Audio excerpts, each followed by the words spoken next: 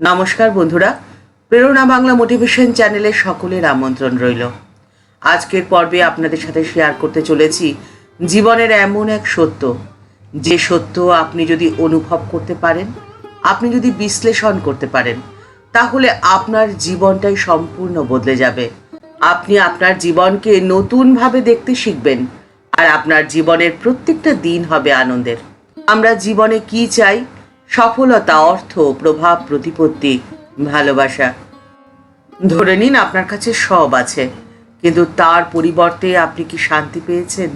আপনি কি সত্যিই সুখী হয়েছেন? এই প্রশ্নটা একবার নিজেকে করে দেখুন তো।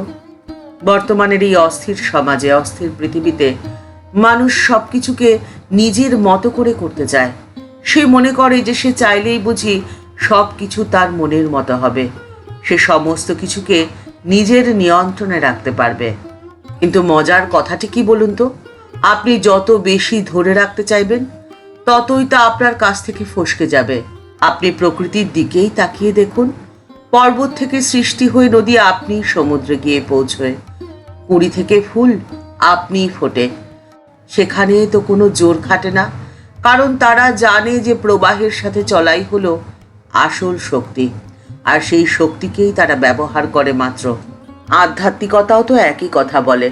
ঠাকুর শ্রী রামকৃষ্ণ পরমহংসদেব বলতেন, যা জানে মা জানে, আমি কিছু জানি না।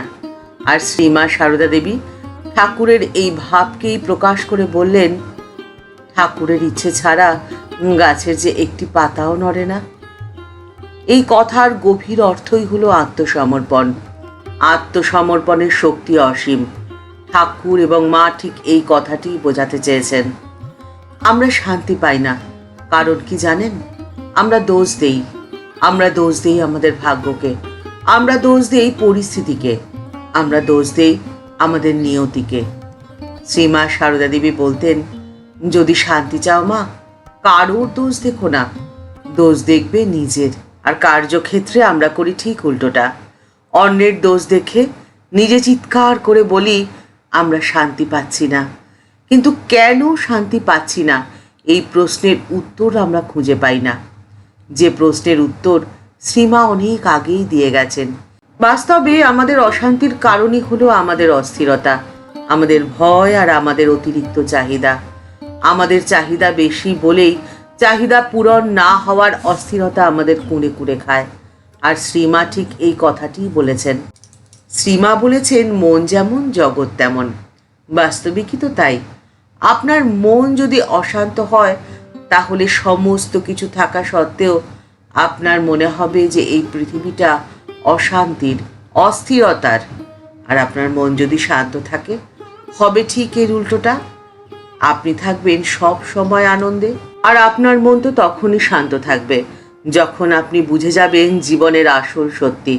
আপনি বুঝে যাবেন যে জোর করে কিচ্ছু পাওয়া যায় না, আর জোর করে আঁকড়ে রাখলেও আপনার কাছে কিন্তু কিচ্ছুটি থাকবে না। বাস্তবে এই জীবনটা তো দানের। আপনাকে দাতা হতে হবে। আপনি যদি দাতা হন তাহলে ভালো, আপনি থাকবেন আনন্দে, সুখে, শান্তিতে।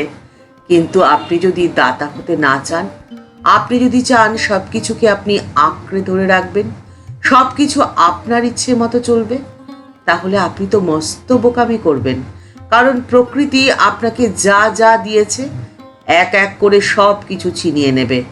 আর যখন ছিনিয়ে নেবে আপনার থেকে, সেটা নিশ্চয়ই আপনার ভালো লাগবে না, আর তখনই আপনার জীবন ভরে যাবে দুঃখে।